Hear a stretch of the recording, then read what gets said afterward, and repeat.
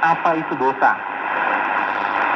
Menurut Kamus Besar Bahasa Indonesia, dosa berarti perbuatan yang melanggar hukum Tuhan dan agama. Dosa juga berarti perbuatan salah. Misalnya terhadap orang tua, terhadap adat istiadat, terhadap negara.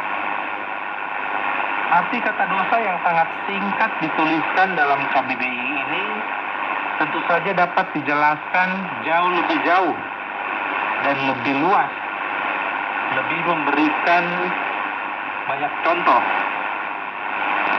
Dari berbagai kitab suci agama-agama di dunia, tentu saja ada banyak penjelasan tentang apa itu dosa. Meskipun dengan bahasa dan penekanan yang berbeda-beda. Dan dilihat dari sudut pandang atau perspektif yang berbeda-beda pula pastinya. Namun, pada kesempatan kali ini, saya mau menjelaskan tentang dosa itu dari satu perspektif yang lain. Bahwa dosa itu bukan hanya sekedar suatu perbuatan yang salah, yang tidak baik atau yang bersifat kriminal. Dosa itu bukan hanya suatu tindakan pelanggaran hukum dan undang-undang. Bukan hanya pelanggaran terhadap nilai-nilai budaya dan etika dalam masyarakat.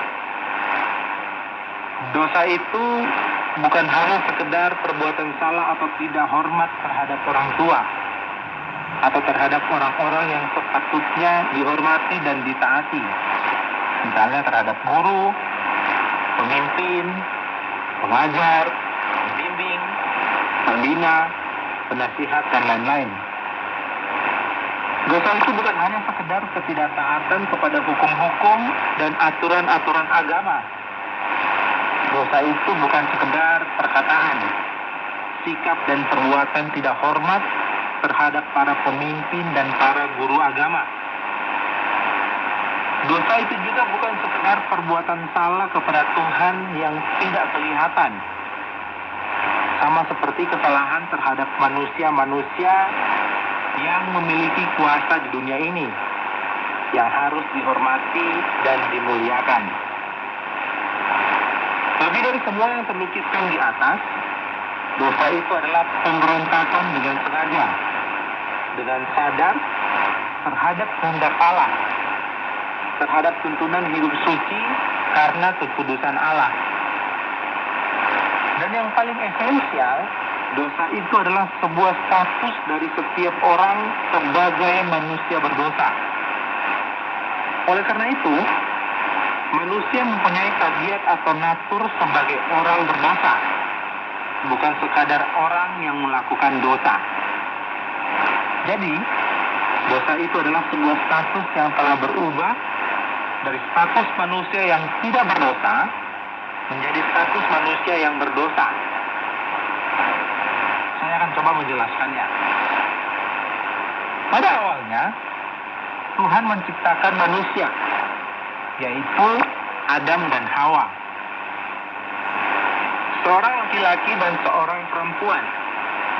Mereka menjadi sepasang suami istri. Kedua manusia pertama ini diciptakan dalam keadaan suci dan kudus. Mereka berstatus sebagai orang-orang kudus, tidak bercela, tidak bernoda. Mereka diciptakan sebagai orang-orang tanpa dosa. Mereka tidak diciptakan sebagai orang berdosa.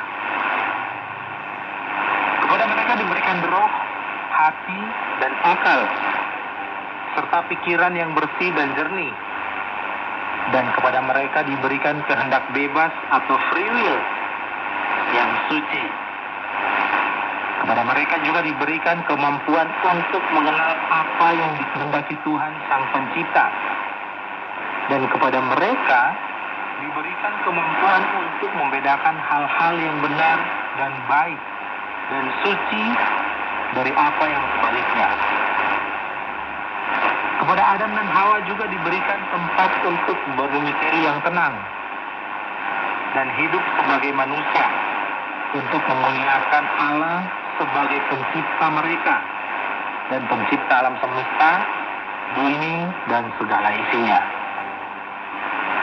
Tempat mereka itu disebut Taman Firdaus. Taman Firdaus ini sudah dilengkapi dengan segala sesuatu yang dibutuhkan mereka sebagai manusia yang hidup. Sumber-sumber seperti udara, air, tumbuh-tumbuhan, hewan, dan lain-lain telah disediakan oleh Tuhan sendiri.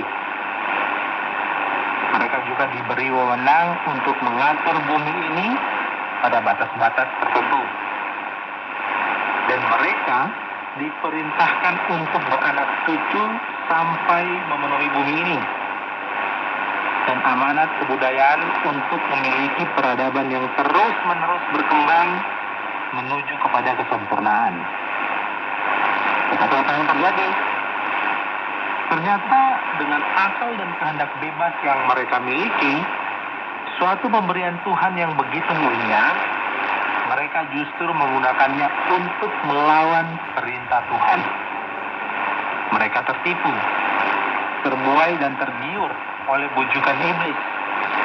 Dan akhirnya mereka memilih untuk mengikuti kemauan iblis.